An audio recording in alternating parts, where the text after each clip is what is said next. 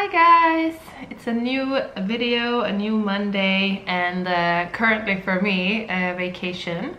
I'm obsessed with everything scrunchies and really nice hair clips and everything in between. Just loves accessorizing, and I have curly hair, so it's really important for me to be able to do I don't know, like nice hairstyles and really comfortable hairstyles on the days like before wash day. If you're a curly girl, you know what I mean. Maybe you also know it, even if you don't, even if you're not.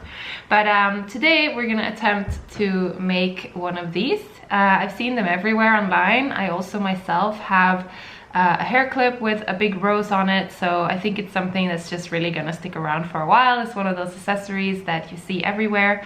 I'm gonna attempt to make my own, and I found a pattern, found a technique, so come along and see how it's done. It's really easy, and you only need a normal sewing machine to do this. So yeah, let's dive into the pattern and materials.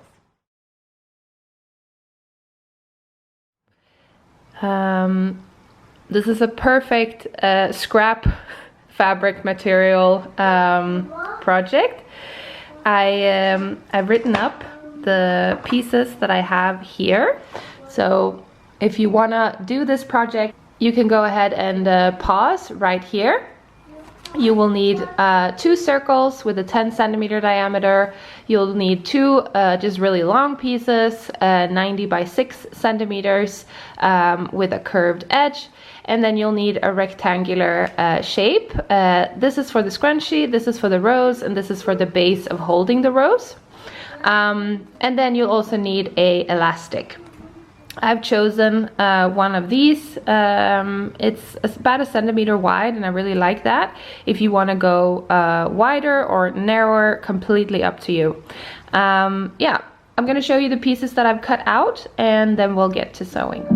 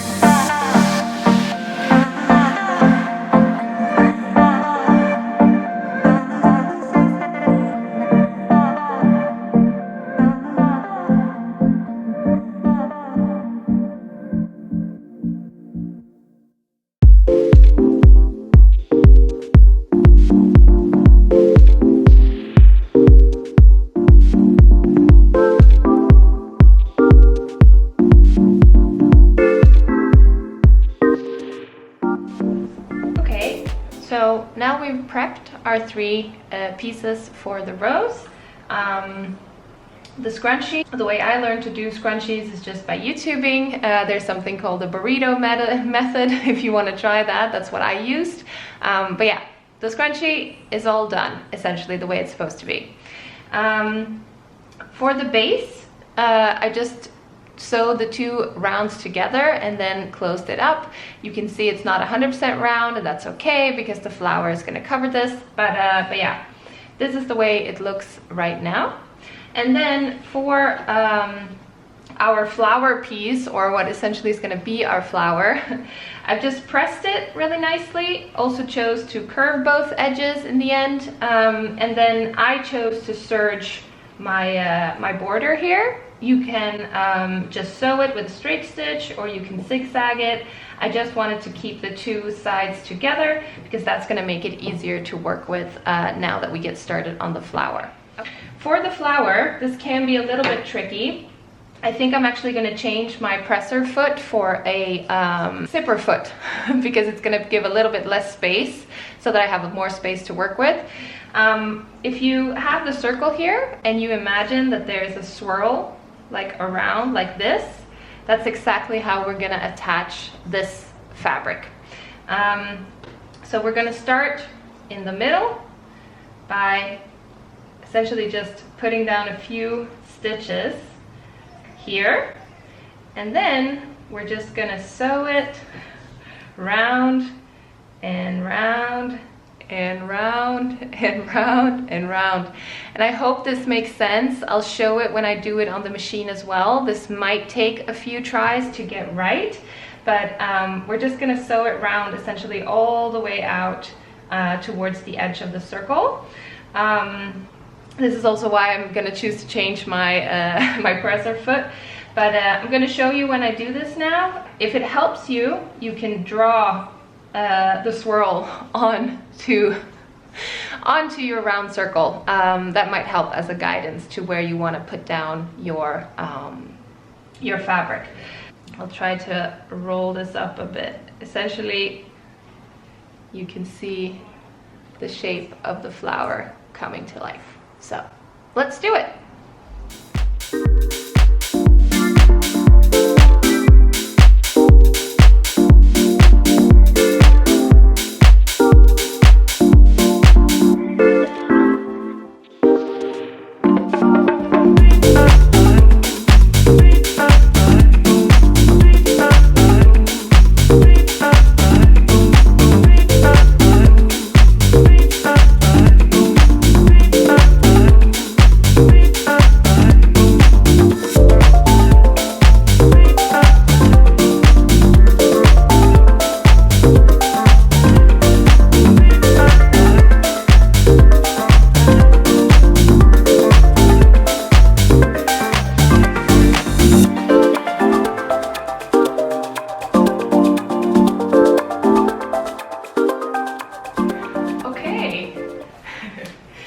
I know that might have looked really strange on the sewing machine. I will say though, 2 really good things to do if you're new at this or trying is 1, keep like an item. I just have my my sewing machine brush that has a pointy end, so keep that like to help you guide the fabric in under itself. And then secondly, changing to the presser foot was a really good idea. So changing to the zipper presser foot, perfect. So highly recommend. We have our scrunchie and we have our rose. So what I'm going to do now is that I'm just going to attach it to the scrunchie like so. I think there's several ways to do this. You could use fabric glue if you're feeling lazy. You can hand stitch, you can machine stitch. I'm gonna do, I hope I can show this to you. I've just taken the rose like this and then placed it onto the scrunchie. I've kind of made it flat like that first, and then I'm gonna do 1 little stitch on this side and 1 little stitch on the other side so that it stays on. That's what I'm gonna do now to attach it. But I just want to say, I think this is such a cool project. I think it's like you can play around with this so much. I've seen these roses everywhere. So if you want to do, let's say, a fully gray rose, or if you would like to do a more realistic rose, so let's say a red rose and let's say a green bottom. Yeah, there's just so many possibilities. Also seen people use these as other things than hair accessories. So like a bracelet, for example. Some have purchased two and then put on their flip-flops. I mean, yeah, there are a lot of possibilities, but that's also what makes it fun. One thing I would like to try with the next rose I make is to my long piece, so the one that makes up the swirl. I'd like to see if I can make the edges curve a bit so it looks a bit more like petals, but yeah, play around with it and please let me know if you find a really cool way of doing this. I am going to attach my rose over the place where I've top stitched closed the scrunchie so that it hides it, and once that is done, I'll try to throw it on a bun so you can see it in my hair.